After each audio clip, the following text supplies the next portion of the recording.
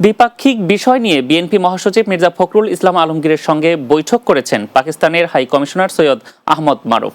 আজ সকালে বিএনপি চেয়ারপারসনের গুলশানের রাজনৈতিক কার্যালয়ে এ বৈঠক অনুষ্ঠিত হয়।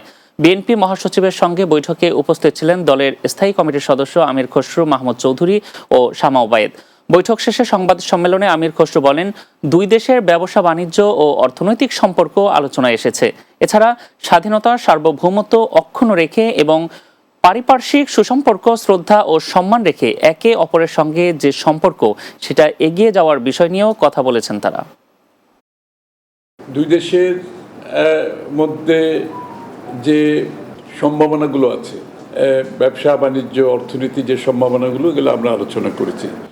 মূলত ব্যবসা বাণিজ্যের ভিত্তিতে হচ্ছে একটা কম্পারেটিভ অ্যাডভান্টেজের ভিত্তিতে আমরা আলোচনা করেছি। বাংলাদেশে আমরা লেভেল প্লেইং ফিল্ড এখন হতে যাচ্ছে এবং এই লেভেল প্লেইং ফিল্ডে কম্পারেটিভ অ্যাডভান্টেজের ভিত্তিতে যাদের যেখানে অ্যাডভান্টেজ আছে সেখানে আমরা একে অপরের সাথে সহযোগিতা করব।